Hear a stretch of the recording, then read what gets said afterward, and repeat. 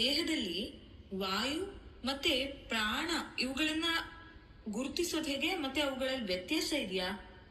ವಾಯು ಅಂದರೆ ಗಾಳಿ, air. Air is N element. ಅದು ಬೇಕೇ ಬೇಕು. ಆ ಏರ್ ಇಲ್ಲದೆ ಇದ್ರೆ ಒಳಗಡೆ ಅಗ್ನಿನೇ ಇಲ್ಲ. There is no fire without air. There is no water without fire. There is no earth without water. ಒಂದಕ್ಕೊಂದಕ್ಕೆ ಬರೀ ಕಾಂಬಿನೇಷನ್ ಅಲ್ಲ, ಅದು ಇಂಟಿಗ್ರೇಟೆಡ್. ಅದರಿಂದ ಉಸಿರಾಡ್ತಾ ಇದ್ದೀರಾ. ಏರ್ ಅಂದರೆ ಗಾಳಿ. ಉಸಿರಾಟ ನಡೀತಾ ಇರೋದು ನೋಡಿದ್ರೇ ನಿಮಗೆ ಗಾಳಿ ಇದೆ, ಗಾಳಿ ಹೋಗ್ತಾ ಇದೆ, ಒಳಗೆ ಗಾಳಿ ಬರ್ತಾ ಇದೆ. ಎಕ್ಸಲೇಷನ್, ಇನ್ಹಲೇಷನ್ ಎಲ್ಲ ಏರ್ ಅಲ್ವಾ? But which is controlling the air, which is connecting that air to your fire, which is bringing the coordination between the 5 elements, which is working through the 5 sheaths in your body. That is the space. That is the prana. A prana between 2 breaths. Space between 2 breaths. Space andre jaga alla. Akasha between 2 breaths. There is an akasha between 2 breaths. That is prana. In that prana, there is life energy. Prana is life force. Between 2 breaths, the prana is throbbing. Life energy is throbbing. That throbbing is jiva. This is life. In that jiva, there is the essence of you. That is the Paramatma. The God, Shakti, that energy. That is the real essence in the space, essence in the prana. How you are connected to Paramatma? Paramatma and the Jivatma, then the breath, everything is intertwined. It's continuously, there is a continuum and there's a whole network.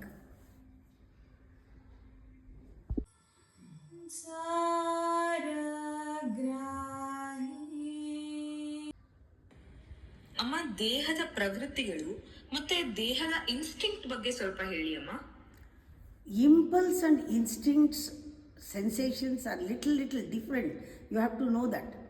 What is sensation? Sensation is very superficial level. ಬಿಸಿ ತಗಲಿದ್ರೆ ಬಿಸಿ, cold ತೆಗೆದ್ರೆ cold. Sensation ಅಂದರೆ ಏನು? Weather change ಆದಾಗ ನಮ್ಮ ಬಾಡಿನಲ್ಲಿ ಒಂಥರ changes ಕಾಣುತ್ತಲ್ಲ, ಇವೆಲ್ಲ sensations of the body. Sensitiveness of your ಇಂದ್ರಿಯಾಸ್ ಇದು ಸೆನ್ಸೇಷನ್. ಮೈಂಡ್ ಇಮ್ಮಿಡಿಯೇಟ್ಲಿ ಕನೆಕ್ಟ್ ಆಗುತ್ತದು. ಯಾರಾದರೂ ಹೊಡೆದ ತಕ್ಷಣ ನಂಗೆ ನೋವು ಆಗುತ್ತೆ, ಇದು ಸೆನ್ಸೇಷನ್. ಜಿಟ್ಟಿದ್ರೆ ಸೆನ್ಸೇಷನ್. ಇದೆಲ್ಲ ಸೆನ್ಸೇಷನ್ಸು. ಕಣ್ಣಿಗೊಂದು ಸೆನ್ಸೇಷನ್ ಇದೆ ಅಲ್ವಾ? ಏನಾದ್ರು ಬಂದು ಕಣ್ಣಿಗೆ ಬಿತ್ತು ಅಂದರೆ ಕಣ್ಣು ಮುಚ್ಕೊಳ್ತೀವಿ. ಕಿವಿಗೂ ಅಷ್ಟೇ, ಬಿದ್ದ ತಕ್ಷಣ ಹೀಗೆ ಅಂತೀವಿ. ಸೆನ್ಸೇಷನ್ ಅದೆಲ್ಲ ಗೊತ್ತಾಗತ್ತೆ ಎಲ್ಲರಿಗೂ, ಪ್ರಾಣಿಗಳಿಗೂ ಗೊತ್ತಾಗುತ್ತೆ ಅಲ್ವಾ? ಒಂದು ಇರುವೆ ಹೋದರೆ ಹೀಗೆ ಅಂದ್ಕೋತೀವಿ, ತಕ್ಷಣ ಗೊತ್ತಾಗುತ್ತೆ ಏನೋ ಕಡಿತಾ ಇದೆ ಅಂತ. This are the sensation. ಆದರೆ ಇನ್ಸ್ಟಿಂಕ್ಟ್ಸ್ ಅಂದ್ರೇನು, ಇಂಪಲ್ಸ್ ಅಂದ್ರೇನು? ಇನ್ಸ್ಟಿಂಕ್ಟ್ಸು ಭಾಳ deeper level than impulse. Habit ಮೇಲೆ ಬರುತ್ತೆ ಕೆಲವೆಲ್ಲ. ಬಾಡಿ ಹ್ಯಾಬಿಟ್ ಮೇಲೆ ಸರ್ಟನ್ ಇಂಪಲ್ಸಸ್ ಆರ್ ದೇರ್. ಅದು ಮಾಡದೇ ಇದ್ದರೆ ಸಮಾಧಾನ ಆಗಲ್ಲ. ಇದು ನೋಡದೇ ಇದ್ದರೆ, ಇದು ಕೇಳದೇ ಇದ್ದರೆ, ಇದು ತಿನ್ನದೇ ಇದ್ದರೆ, ಅಲ್ಲಿ ಹೋಗದೇ ಇದ್ದರೆ, ಅದು ಮಾಡದೇ ಇದ್ದರೆ, is the impulse by habit. ಅಲ್ಲಿಂದನೇ ಎಷ್ಟೊಂದು ಆ ಇಂಪಲ್ಸಿಂದಾನೇ ನಮಗೆ ಅಡಿಕ್ಷನ್ಸ್ ಬರೋದು. ಹ್ಯಾಬಿಟ್ಟಿಂದ our personality is nothing but addictions. Doing the same thing, it goes into your system, character, that becomes your personality. Each act, what you act, your body habits, you will addict to that habit. A habit ಇಂದ ನಿಮಗೆ ಒಂದು ರೀತಿ obsession ಬರುತ್ತೆ, addict ಆಗ್ತೀಯಾ. that becomes your character. It goes into the character, it becomes your personality. It's a created one. ಅದರಿಂದ leave that impulse. What is instinct? Instinct means very deep. That is the language of the body. That it speaks from inside. Here, the emotion of the body, whatever the emotion in you, that emotion is because of the body. Your emotion, maybe desire is an emotion, your greediness is an emotion, jealousy is an emotion, attachment, love is an emotion. From where it has come? It has rooted in the body. Rooted. The deeper level, when you go deep into the instincts of the body, you can reach the highest peak of super consciousness. That is why in Mooladhara there is a center. When you go deep into the Mooladhara, the same center is in Sahasrara. In the body, in physically, you look like that, but there is a circle. Your chakra, Sahasrara chakra, Mooladhara chakra is same bindu. Same bindu, it has come out like that. ಹೀಗೆ ಬಿಡಿಸಿದೆ ಅದು. When you go deep into the Mooladhara center, you go deep into 7 worlds. Atala, Vitala, Sutala, Patala. When you go still deeper, you will be higher in the super conscious level. That bindu and that bindu is same.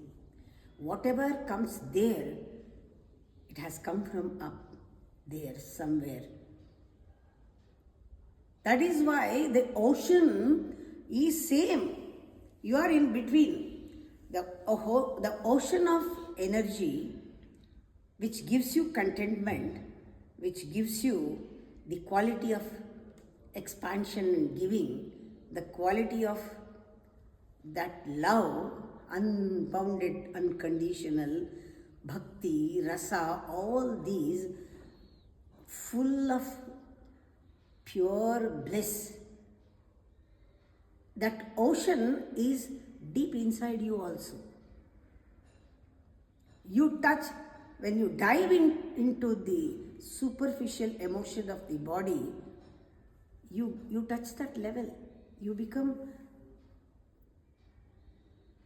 so subtle and higher in your conscious level. You should listen to the instincts of the body. It speaks to you. It gives you cautions. It gives you warning in each step. No, don't do this. This is a temple. You have to keep it. All the disciplines come out of the instincts of the body. Listen to the earth. Respect, honor. Be totally reverence towards the water inside your body. It is one of the elements in your body. Respect your wind inside, Vayu, all the Pancha Vayus. Respect that air and space inside. That is respecting the body, is respecting the 5 elements. Deep down, it will take you so deep.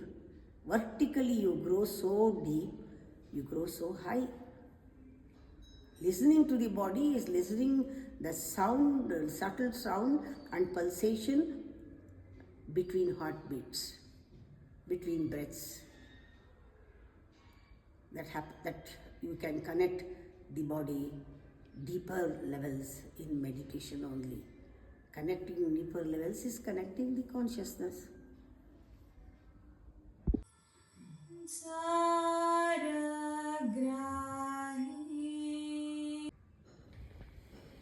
ಪಂಚಭೂತಗಳನ್ನ ನಾವು ನಮ್ಮ ದೇಹದಲ್ಲಿ ಗುರುತಿಸೋದು ಹೇಗೆ ಅಮ್ಮ? ನಮ್ಮ ದೇಹ ಅಂದ ತಕ್ಷಣನೇ ಪಂಚ ಇಂದ್ರಿಯ. ದೇಹ ನೋಡಬೇಕಾಗಿರೋದು ಕನ್ನಡಿನಲ್ಲಿ ಏನು ಕಾಣಿಸುತ್ತೆ, ತಲೆ, ಮುಖ, ಮೂಗು, ಕೈ ಕಾಲಲ್ಲ. ಇಂದ್ರಿಯಗಳು ಮಾಡೋ ಕೆಲಸ. ವಾಸನೆ, ಈ ವಾಸನೆ ಅನ್ನೋದು ಎಲ್ಲಿಂದ ಬಂದಿದೆ? ಭೂಮಿಯಿಂದ ಬಂದಿದೆ. ಆ ಭೂಮಿಗೆ ಕನೆಕ್ಟ್ ಆಗಿರೋದು ನಾವು, ವಾಸನೆ ಬರುತ್ತೆ. ಜಲಕ್ಕೆ ಕನೆಕ್ಟ್ ಆಗಿರೋದ್ರಿಂದ ನಮಗೆ ರುಚಿ ಗೊತ್ತಾಗ್ತಾ ಇದೆ. ಅಗ್ನಿಗೆ ಕನೆಕ್ಟ್ ಆಗಿರೋದ್ರಿಂದ ನಾವು ಕಣ್ಣು ನೋಡ್ತಾ ಇದೆ. ಸೈಟ್ ಈಸ್ ಫ್ರಮ್ ಅಗ್ನಿ, from the fire. Taste is from water, smell is from the earth. ಅದೇ ಥರನೇ ಶಬ್ದ ಗಾಳಿಯಿಂದ ಗೊತ್ತಾಗ್ತಿದೆ, ವಾಯುವಿಂದ. ಟಚ್ ಈಸ್ ಆಕಾಶ ತತ್ವ. Because of the space you can feel the touch. ಈ 5 ಪಂಚ ತನ್ಮಾತ್ರೆಗಳು, ಶಬ್ದ, ಸ್ಪರ್ಶ, ರೂಪ, ರಸ, ಗಂಧ, ಇದರಿಂದ ನಮ್ಮ ಬಾಡಿಲಿ ಗೊತ್ತಾಗ್ತಾ ಇದೆ 5 ಎಲಿಮೆಂಟ್ಸ್ ಯಾವ ರೀತಿ ಕೆಲಸ ಮಾಡ್ತಾ ಇದೆ ಅಂತ. ಅದಕ್ಕೆ ಆಹಾರವಾಗಿ ನಾವು ತಿನ್ನಬೇಕು. ಅದಕ್ಕೆ ಬ್ಯಾಲೆನ್ಸ್ ಆಗಿರೋ ಹಾಗೆ ನಡ್ಕೋಬೇಕು. ಅದರ ಪ್ರಪೋರ್ಷನ್ ತಿಳ್ಕೊಂಡು ಬಾಡಿನ ನಾವು ರಚನೆ ಆಗಿರೋದನ್ನು ತಿಳ್ಕೊಂಡು ಅದಕ್ಕೆ ಸಪೋರ್ಟಿಂಗ್ ಆಗಿರಬೇಕಲ್ವಾ. ಇದನ್ನ ಯೋಗ ಅಂತ ಹೇಳೋದು.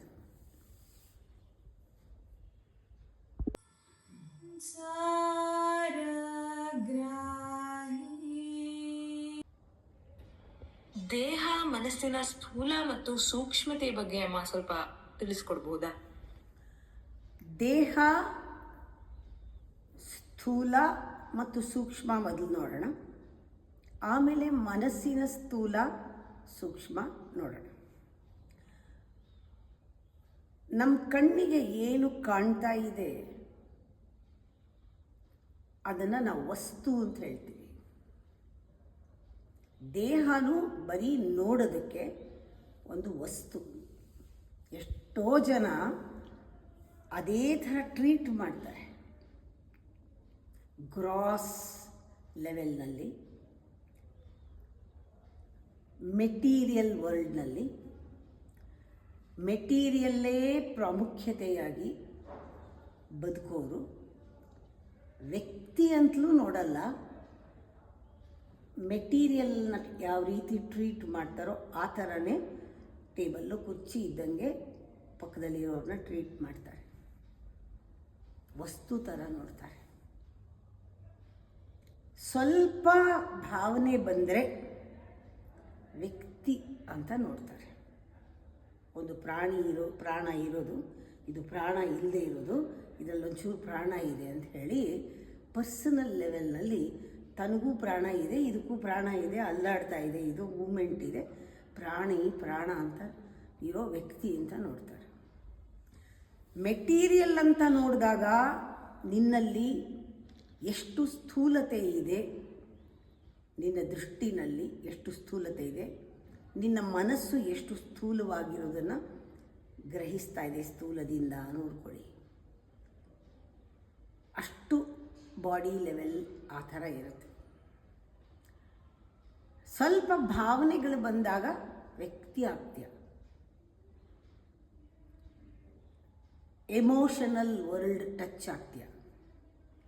ಸ್ವಲ್ಪ ಥಿಂಕಿಂಗ್ ಆ್ಯಂಡ್ ಫೀಲಿಂಗ್ ಬಂದಾಗ ನಿನ್ನ ಲಾಜಿಕಲ್ ವರ್ಲ್ಡ್ ಸೆಲೆಕ್ಷನ್ನು ಎಲ್ಲ ಸ್ಟಾರ್ಟ್ ಆಗುತ್ತೆ. ಇನ್ನೂ ಬಾಡಿನಲ್ಲಿ ನಿನ್ನ ಅಹಂಕಾರ ಸೇರ್ಕೊಂಡ್ಬಿಟ್ರೆ ಅದನ್ನು ಕೊಬ್ಬು ಅಂತಾರೆ. ಬಾಡಿನಲ್ಲಿ ಕೊಬ್ಬು ಇಲ್ಲದೆ ಏನೂ ಮಾಡೋಕ್ಕಲ್ಲ. ಫ್ಯಾಟ್ ಅಂತೀವಲ್ಲ, ಅದು ತಿಮಿರ. ಅದು ಅಂಧಕಾರ ಬರೋದು, ಅದು ತಿಮಿರಾಂಧಕಾರ ಅಂತ ಹೇಳ್ತಾರೆ. ಆ ಕೊಬ್ಬಿಂದ ಒಂದು ಕತ್ತಲು ಮುಟ್ಕೊಳ್ಳುತ್ತಲ್ಲ, ಕಂಪ್ಲೀಟ್ಲಿ ಇದು ಸ್ಥೂಲ ಪ್ರಪಂಚನೂ ಅಲ್ಲ, ಸೂಕ್ಷ್ಮ ಪ್ರಪಂಚನೂ ಅಲ್ಲ, ಒಂದು ಸೃಷ್ಟಿ ಮಾಡಿದಂತಹ ಒಂದು ಫ್ಯಾಂಟಸಿ ವರ್ಲ್ಡ್. ಆ ಲೆವೆಲ್ನಲ್ಲಿ ಬಾಡಿ ಕೆಲಸ ಮಾಡುತ್ತೆ. ಆಗ ಬಾಡಿ ಬಗ್ಗೆ ಬಹಳ ಒಂದು ಫ್ಯಾಂಟಸಿ ಫೀಲಿಂಗ್ ಇರುತ್ತೆ. ಬಾಡಿನೇ ಸರ್ವಸ್ವ. We identify body, we identify our sensations in the body, we identify the impulse in the body. Body ಬಗ್ಗೆ ಅಷ್ಟೊಂದು ನಮಗೆ, ಅದರಲ್ಲೂ ಬ್ಯೂಟಿಫುಲ್ ಅಂತ ಕನ್ಸಿಡರ್ ಮಾಡಿಬಿಟ್ರೆ ಅಷ್ಟು ಗರ್ವ, ಅಷ್ಟು ಹೆಮ್ಮೆ, ಅಷ್ಟು ಮದ ಬೇರೆಯವ್ರು ಯಾರೂ ಕಾಣೋದೇ ಇಲ್ಲ. ಯಾಕೆಂದರೆ ಬಾಡಿ ಅಂದಾಗ ನಾವು ಬ್ಯೂಟಿ, ಅಗ್ಲಿ ಎಲ್ಲ ನೋಡ್ತೀವಿ, ಯಂಗ್ ಓಲ್ಡ್ ನೋಡ್ತೀವಿ. ಓಲ್ಡ್ ಪೀಪಲ್ನ ಕೇರ್ ಮಾಡಲ್ಲ, ಯಂಗಾಗಿರೋರನ್ನ ಕೇರ್ ಮಾಡ್ತೀವಿ. ಮಕ್ಕಳನ್ನ ಬೇರೆ ಥರ ನೋಡ್ತೀವಿ, ಆ ಏಜ್ ವೈಸ್ ನೋಡ್ತೀವಿ, ಚೆನ್ನಾಗಿರೋದ್ರ ಮೇಲೆ ಬೆಲೆ ಕೊಡ್ತೀವಿ. ವಸ್ತು ಬೆಲೆ ಕೊಟ್ಟಂಗೆ ಮನುಷ್ಯರಿಗೆ ಆ ಥರ ಬೆಲೆ ಜಾಸ್ತಿ ಆಗ್ತಾ ಹೋಗುತ್ತೆ. ಹೀಗಿದ್ದಾಗ ನಿಮ್ಮ ಎಮೋಷನಲ್ ವರ್ಲ್ಡ್ ಹೇಗಿದೆ? Egoistic world. ನೀವು ಅಂಥವ್ರ ಜೊತೆನೇ ಹೋಗ್ತೀರಾ, ಚೆನ್ನಾಗಿರೋರನ್ನೇ ಫ್ರೆಂಡ್ ಮಾಡ್ಕೋತೀರಾ, ದುಡ್ಡಿರೋರನ್ನೇ ಫ್ರೆಂಡ್ ಮಾಡ್ಕೋತೀರಾ, ಅಂಥ ಗ್ರೂಪಿನಲ್ಲೇ ಓಡಾಡ್ತೀರಾ, ಅಂಥವ್ರಿಗೆ ಸಹವಾಸ ಮಾಡ್ತೀರಾ, ಅಂಥ ಕ್ರೌಡ್ ಜೊತೆನೇ ನೀವು ರೆಕಗ್ನೈಸ್ ಮಾಡ್ಕೋತೀರಾ, ಐಡೆಂಟಿಫೈ ಮಾಡ್ಕೋತೀರಾ. ಚೆನ್ನಾಗಿಲ್ದಿರ ಅವ್ರ ಜೊತೆ ಐಡೆಂಟಿಫೈ ಮಾಡ್ಕೊಳ್ಳೋದೇ ಇಲ್ಲ. ನೀವು ನೋಡ್ತಾ ಇರಿ ಯಾವುದು ಫ್ಯಾಂಟಸಿ ವರ್ಲ್ಡು. ಬಾಡಿ ಎಷ್ಟು ಸ್ಥೂಲವಾಗಿದೆ, ಏನನ್ನು ನೋಡ್ತಾ ಇದೆ. ಅಕಸ್ಮಾತ್ ಏನಾದ್ರು ನೀವು ಚೆನ್ನಾಗಿಲ್ಲದೆ ಇದ್ದರೆ ಆಚೆನೇ ಬರಲ್ಲ, ಮುಖಾನೇ ತೋರಿಸಲ್ಲ. You identified so much to the body. ಅಂದರೆ ಬರೀ ಬ್ಯೂಟಿ ಮಾತ್ರ ಅಲ್ಲ, you have identified only even the ugliness also. You feel low, you feel inferior. ಚೆನ್ನಾಗಿ ಕಾಣಲ್ಲ ಅಂದರೆ ಅವತ್ತೆಲ್ಲೂ ಹೋಗಲ್ಲ. ಎಷ್ಟೋ ಜನ ಸೂಸೈಡ್ ಮಾಡ್ಕೊಂಡ್ಬಿಡ್ತಾರೆ ಅಗ್ಲಿ ಆಗಿದ್ದೀವಿ ಅಂತ. ಯಾರಿಗೂ ಮುಖ ತೋರಿಸಲ್ಲ, ಎಲ್ಲೂ ಹೋಗಲ್ಲ. ಚೆನ್ನಾಗಿದ್ದವ್ರು ವಯಸ್ಸಾಗ್ತಾ ಆಗ್ತಾ ಕಾಣದೇ ಇರೋಂಗೆ ಮಾಡ್ಕೊತಾರೆ. ಯಾರ ಕಣ್ಗೂ ಬೀಳಲ್ಲ, ಎಲ್ಲೋ ಹೋಗಿ ಸಾಯ್ತಾರೆ. ಇದೆಲ್ಲ ಯಾಕೆ ಆಗ್ತಾ ಇದೆ? ಫ್ಯಾಂಟಸಿ, ಮಾಯಾ ಲೋಕ. ಇದೆಲ್ಲ ಸ್ಥೂಲ ಗುಣಗಳು ದೇಹದ್ದು. ಇಂದ್ರಿಯಕ್ಕೂ ಅಷ್ಟೇ ಲಿಮಿಟೇಷನ್ಸ್ ಇದೆ. ಸ್ಥೂಲವಾಗಿ ನೋಡಿದ್ರೆ ಪ್ರತಿಯೊಂದು ಇಂದ್ರಿಯಕ್ಕೂ ಒಂದು ಲಿಮಿಟೇಷನ್. ಅದಾದಮೇಲೆ ಅದು ಕೆಲಸ ಮಾಡಲ್ಲ, ಸೌದೋಗುತ್ತೆ. ಆದರೆ ಈ ಬಾಡಿಗೆ ಒಂದು ಸೂಕ್ಷ್ಮತೆಯೂ ಇದೆ. ಅದನ್ನು ಬೇಗ ಕಂಡುಹಿಡ್ಕೋಬೇಕು. ಯಾವುದು ಆ ಸೂಕ್ಷ್ಮತೆ?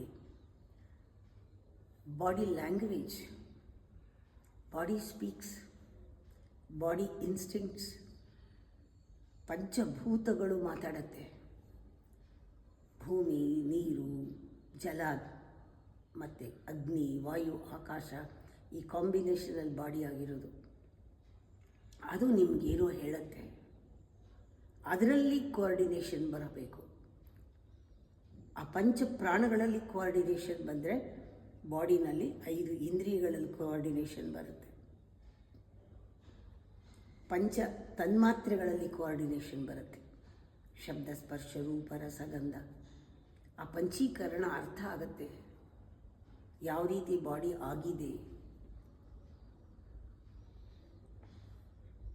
ಆವಾಗ ನಮಗೆ ಬಾಡಿ ಏಜ್ ಆಗಲಿ, ಬಾಡಿಯ ಸ್ಥೂಲ ಗುಣಗಳು ಅಷ್ಟು ಲೆಕ್ಕಕ್ಕೆ ಬರಲ್ಲ. ಏನೋ ಒಂದು ಪರ್ಮನೆಂಟ್ ಆಗಿದೆ ಬಾಡಿ ಒಳಗೆ, ಅದನ್ನು ಕಂಡ್ಕೋಬೇಕು. ಆ ಸ್ಪಿರಿಟ್ ಅಂತ ತಿಳ್ಕೋಬೇಕು. ಚರ್ಮದ ಹಿಂದೆ ಇರೋದೇನು, ರಕ್ತದ ಹಿಂದೆ ಇರೋದೇನು, ಅಂಗಾಂಗಗಳ ಹಿಂದೆ ಏನಿದ್ದು ಕೆಲಸ ಮಾಡ್ತಾ ಇದೆ, ಕಾರ್ಯ ನಡೀತಾ ಇದೆ, ಈ ಕ್ರಿಯೆ ಹೇಗೆ ನಡೀತಾ ಇದೆ, ಇದ್ರ ಬಗ್ಗೆಲ್ಲ ಡಿಸ್ಕವರ್ ಮಾಡಬೇಕು, ತಿಳ್ಕೋಬೇಕು. ಅದ್ಭುತ ಏನೋ ಒಂದು ದೇಹದಲ್ಲಿ ಸೇರಿಕೊಂಡಿದೆ, ಅದೇನಿರಬೇಕು ಅಂತ ಸೂಕ್ಷ್ಮವಾಗಿ ಬಾಡಿ ಬಗ್ಗೆ ಯೋಚನೆ ಮಾಡ್ತೀರ. ಅದಕ್ಕೆ ನಾನು ಯಾವಾಗಲೂ ಹೇಳೋದು, eternal knowledge is not knowing the anatomy, knowing the psychology of the body, the quality of the body, trigunas of the body, doshas of the body, subtlety of the body, how the panchabhutas work, how the mind connects to the body, how your thought influence your body. ಈ question ಎಲ್ಲ ಬರುತ್ತೆ. ಹೇಗೆ spirit when it comes to the body, what happens to your body, how it works. Without spirit, what the body, ಏನು ದೇಹ, ಸ್ಪಿರಿಟೇ ಇಲ್ಲ. ಒಂದು ತರಕಾರಿ ಥರ ನೆನ್ನೆ ಇಟ್ಟಿದ್ದು ಇವತ್ತಿರುತ್ತೆ, ನಾಳೆ ಕೊಳ್ತೋಗುತ್ತೆ, ಆ ಥರ ನಶಿಸಿ ಹೋಗುತ್ತೆ. ಜೀವ ಇರೋವರೆಗೂ ಆ ಜೀವನಕ್ಕೂ ಆ ಚೈತನ್ಯಕ್ಕೂ ಜಾಸ್ತಿ ಮಾಡ್ಕೊಳ್ಳೋಕ್ಕೆ ಏನಾದ್ರು ಮಾಡಬೇಕಲ್ಲ. ಅದಕ್ಕೊಂದು ಪೀರಿಯಡ್ ಇದೆ, ಅಷ್ಟೇ ಅದಕ್ಕಿರೋದು. ಅದರ ಒಂದು ಲಿಮಿಟೇಷನ್ಸ್ ತಿಳ್ಕೊಳ್ಳೋದು, knowing the limitations of the body, understanding the nature of the body, depth of the body, language of the body, keeping the body in discipline, coordinating with the body, bringing soul to the body, bringing your intelligence, pure intelligence to the body, detaching your body from your ego and identification.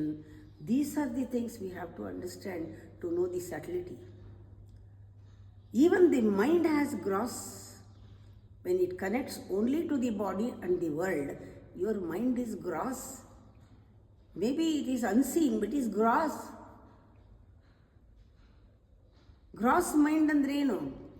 ಸ್ಥೂಲವಾದ ಮನಸ್ಸು is very rigid mind. Gross mind is very narrow mind. Gross mind is very selfish mind. Gross mind is very, very selfish and wandering, chattering, always sound, always with ego, self-centered.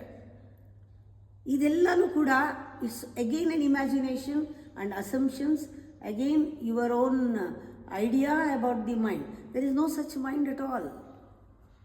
It has created. It is relative. It is totally, it's a fact, not truth.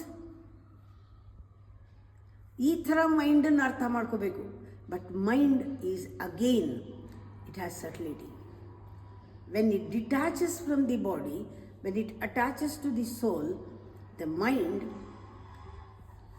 can transcend itself into consciousness. Mind ಅನ್ನೋದು ಏನಿದೆ ಅದು body ಸೂಕ್ಷ್ಮ. It is a subtle dimension of the body it self.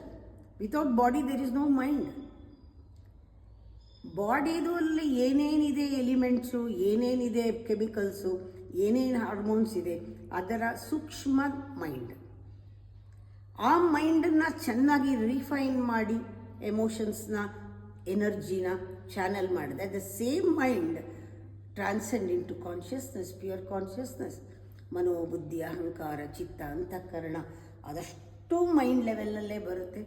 When you go deeper and deeper and deeper into the mind, there is no more the mind, and you feel that consciousness, the space itself, the whole universe, cosmos is your mind. You can transcend your mind. That is a real transformation in a human body, in the subtle body, ಸೂಕ್ಷ್ಮ ಶರೀರ. ಅದಕ್ಕೆ ಯಾವಾಗಲೂ ಈ ಸ್ಥೂಲ ಮತ್ತು ಸೂಕ್ಷ್ಮ ಶರೀರದಲ್ಲಿರುವ ಸೂಕ್ಷ್ಮತೆ ಏನಿದೆ, that has become the Karana Sharira. That is the causal body. Next we'll go to that.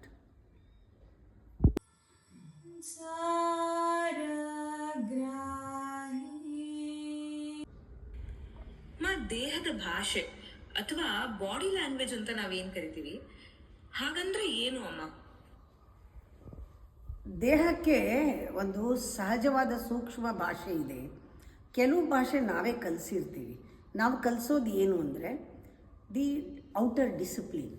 ಹೇಗೆ ಕೂತ್ಕೋಬೇಕು, ಹೇಗೆ ನಿಂತ್ಕೋಬೇಕು, ಹೇಗೆ ಮಾತಾಡಬೇಕು, ಹೇಗಿದ್ದರೆ ಜನಗಳಿಗೆ ಪ್ಲೆಸೆಂಟ್ ಆಗಿರುತ್ತೆ, ಯಾವ ಥರ ನಿಂತ್ಕೊಳ್ಳೋದು, ಯಾವ ಥರ ನಡೆಯೋದು, ಇದೆಲ್ಲ ಅಭ್ಯಾಸ. ನಾವು ಯಾವ ರೋಲ್ ತೊಗೊಂಡಿದ್ದೀವಿ ಆ ರೋಲ್ಗೆ ಸರಿಯಾಗಿ ಅದಕ್ಕೆ ಸರಿಯಾಗಿ ಒಂದು ಬಾಡಿ ಲ್ಯಾಂಗ್ವೇಜ್ ಇರುತ್ತೆ. ಪೊಲೀಸ್ ಅಂದರೆ ಯಾವ ರೀತಿ ನಿಂತ್ಕೋತಾನೆ ಅಲ್ವಾ, ಅವನಿಗೊಂದು ಸ್ಟ್ರೇಚರ್, ಒಂದು ಗೆಸ್ಚರ್ ಇರುತ್ತಲ್ವಾ. ಸ್ಟೇಜ್ ಮೇಲೆ ಹೋದರೆ ಯಾವ ರೀತಿ ಇರಬೇಕು ಅಂತ, ಒಂದೊಂದಕ್ಕೆ ಒಂದೊಂದು ಪ್ಲೇಸಲ್ಲಿ, ದೇವಸ್ಥಾನಕ್ಕೆ ಹೋದರೆ ಯಾವ ರೀತಿ ಇರಬೇಕು ಅಂತ. ಅದೇ ಥರನೇ ಡ್ರೆಸ್ಸಿಗೆ ಕೂಡ ಅಷ್ಟೇ. ದೇವಸ್ಥಾನಕ್ಕೆ ಹೋದರೆ ಹೇಗಿರಬೇಕು, ಎಕ್ಸಿಬಿಷನ್ಗೆ ಹೋದರೆ ಹೇಗಿರಬೇಕು, ಕಾನ್ಸರ್ಟ್ಗೆ ಹೋದರೆ ಹೇಗಿರಬೇಕು, ಮನೇಲಿದ್ದರೆ ಹೇಗಿರಬೇಕು, ಅದಕ್ಕೆಲ್ಲ ಒಂದೊಂದು ಇಲ್ವಾ, ಅದೆಲ್ಲ ನಾವು ಅಭ್ಯಾಸ ಮಾಡ್ಕೊಳ್ತೀವಲ್ಲ. ಇದನ್ನು ಬಾಡಿ ಲ್ಯಾಂಗ್ವೇಜ್ ಅಂತ ಹೇಳೋದು. ಅದೇನು ಕೆಲವರಿಗೆ ಮನಸ್ಸಿನಲ್ಲಿ ಏನು ನಡೀತಾ ಇರುತ್ತೆ ಅದು ಬಾಡಿನಲ್ಲಿ ತೋರಿಸ್ತಾರೆ. ಕೆಲವು ಚೇಷ್ಟೆಗಳು, ಅಂಗಚೇಷ್ಟೆಗಳು, ಅದು ಕೆಲವ್ರಿಗೆ ಇಷ್ಟ ಆಗೋದಿಲ್ಲ. ಬಾಡಿ ಲ್ಯಾಂಗ್ವೇಜು ಅವ್ರ ಮನಸ್ಸಿನಲ್ಲಿ ಏನು ಆಸೆ ದುರಾಸೆಗಳೆಲ್ಲ ಅವ್ರ ಆ್ಯಕ್ಟಿವಿಟಿನಲ್ಲಿ ತೋರಿಸುತ್ತೆ. ಬರೋದು, ಹತ್ತಿರ ಕೂತ್ಕೊಳ್ಳೋದು, ತಳ್ಳೋದು, ಕಾಲು ತೊಳೆಯೋದು, ಇದೆಲ್ಲ ಕೆಲವರೆಲ್ಲ ತೋರಿಸ್ತಾರಲ್ಲ, ಇದೆಲ್ಲ ಅಂಗಚೇಷ್ಟೆಗಳೆಲ್ಲ ನೋಡಿದ್ರೆ ಬಾಡಿ ಲ್ಯಾಂಗ್ವೇಜಲ್ಲೇ ಗೊತ್ತಾಗುತ್ತೆ ಅವ್ರ ಮನಸ್ಸಲ್ಲಿ ಒಳ್ಳೆ ಭಾವನೆಗಳಿಲ್ಲ, ಬರೀ ಚೀಪಾಗಿದೆ ಭಾವನೆಗಳೆಲ್ಲ ಅಂತ ಗೊತ್ತಾಗಲ್ವ. ಒಂದು ಹಗ್ಗಲ್ಲಿ ಗೊತ್ತಾಗುತ್ತೆ, ಒಂದು ಕಣ್ಣಲ್ಲಿ ನೋಡಿದ್ರೆ ಗೊತ್ತಾಗುತ್ತೆ, ಒಂದು ಟಚ್ಚಲ್ಲಿ ಗೊತ್ತಾಗುತ್ತೆ. ಇದು ಫಿಸಿಕಲ್ ಲೆವೆಲಲ್ಲಿ. ಆದರೆ ಬಾಡಿ ಲ್ಯಾಂಗ್ವೇಜ್ ಇನ್ನೊಂದು ಥರ ಹೇಳಿದೆ, ಆಗಲೇ ಹೇಳಿದ್ದೀನಿ ನಾನು. It speaks, you are speaking to the elements of the body, you are speaking to the nature of the body, you are speaking to the astitva of the body. The essence of the body is different. That is not, there is nothing like ಆ ಎಕ್ಸ್ಪ್ರೆಷನ್ನ ತೋರಿಸ್ಬೇಕು ಅಂತಿಲ್ಲ. ಆಟೋಮ್ಯಾಟಿಕ್ಕಾಗಿ you people feel that are feel that energy. It is at very high energy.